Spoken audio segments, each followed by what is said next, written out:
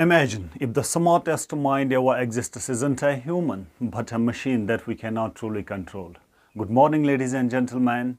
A question often comes in everyone's mind about AI or artificial intelligence. Is AI a blessing or a curse? Let's discuss. We live in an era of technology where AI is everywhere. It is the biggest invention of our times. It's a tool of immense power, helping us solve complex problems, assisting doctors in diagnosing diseases, and opening up the new worlds of discovery. Let me share some achievements of AI with you. You haven't noticed, ChatGPT is not a chatbot anymore. It is slowly creeping into every corner of our lives. Your work, your school, your shopping, even your daily news digest. Now by 2026, we might witness something humanity has never seen before. A child born not from a mother, but from a machine. It is a miracle, a partner in progress, and in so many ways it feels like a true blessing, right? But every coin has two sides. Then you flip the coin and you see the other side of it. You see the darker potential of AI, the fear that it could be used for the destruction of mankind. It could take away your jobs, spread misinformation, and most importantly, it could take away your own intelligence. All this has already been started. Let me share some facts with you. In the near future, AI may be used to create terrible new viruses and horrendous lethal weapons. These things will get smarter than us, and we really need to worry about what happens then. This makes you wonder, maybe it really is a curse. It's a confusing thought, right? Blessing or curse? How can it be both? Indeed it is. It's a blessing for some and a curse for some. So how do we decide? Before we try to decide that, I want to take you all on a little trip back in time to my school days, where every morning my classmates and I had a morning project to complete before even we left the house. Apart from backpack full of books and notebooks, we have a rectangular slab of dark wood called a mushk. So our first job of the day was to make this thing shine like a mirror. For that, we apply a blend of magical grass called tetfagul and abij in our native language, and then start rubbing it with a glass bottle. Rub, rub, and rub. Our arms would ache, and it was a good half hour of hard labor to get that perfect shine. Finally, the masterpiece was ready to write one paragraph in English on one side and one paragraph in Urdu on the other side. But the work wasn't over until we arrived at school. Every day in the schoolyard, we have a standing morning prayer. Just after the prayer was the moment.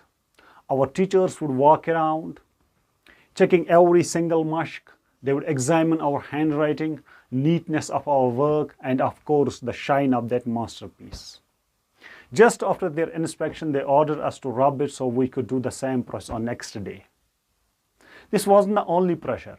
We had to memorize everything: history names, dates, important events, mathematical formulas, stories from textbook of Urdu and English.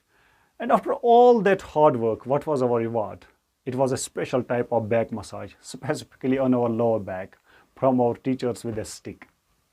Our teachers loved it.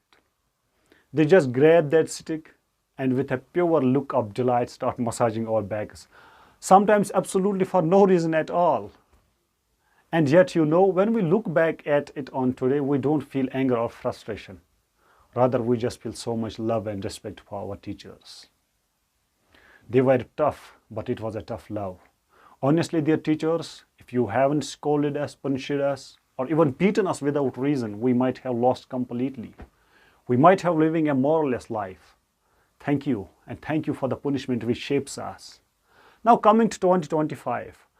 Now our clothes, our houses, our cars, even the roads are different.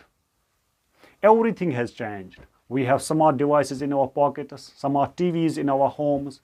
Kids nowadays learn how to hold a mobile phone even before they learn how to hold a spoon. They know how to search anything on YouTube, play games, capture images, even before they learn how to wear their shoes. But our schools, they are the same. The same classroom, the same books, the same curriculum, the same methods of teaching as they did in the 90s. The only things that have been changed are the absence of that wooden mushk and those special back massages, which I think is the need of hour. Anyways, this is the real problem. We are teaching a generation of digital natives, still with a system that were designed in the time of Britishers. And if we continue on this path, then AI will absolutely become cursed for this generation. It would be like a powerful tool in the hands of a fool who doesn't have any idea what it is. And eventually that tool will lead those hands, and that will be the start of destruction. Mark my words. Gen Z has gone one step further. They ask a chatbot everything. Should they dump their partner? Should they dye their hair? Should they take the new job? Should they move cities? Every single thing. Gen Z is not just using ChatGPT or any other AI bot, they're texting it like it was the last human on earth. So how do we make AI a blessing? To make AI a blessing, we need to teach them how to use it responsibly. We need to train them to understand the potential of this technology, how it can be used for the good, and how to spot its dangers. We must adopt a new curricular system with new teaching methods. We must introducing IT as a core subject from the very beginning in the kindergarten. Our classrooms must be equipped with smart bells, digital boards, and most importantly, every school must have a computer lab. This infrastructure will help our kids to grow with AI. This will not leave them behind. Because at the end of the day, AI isn't inherently good or bad. It is just a tool, and it will only be a blessing if we have proper knowledge and a good education to yield it. Thank you. Have a nice day.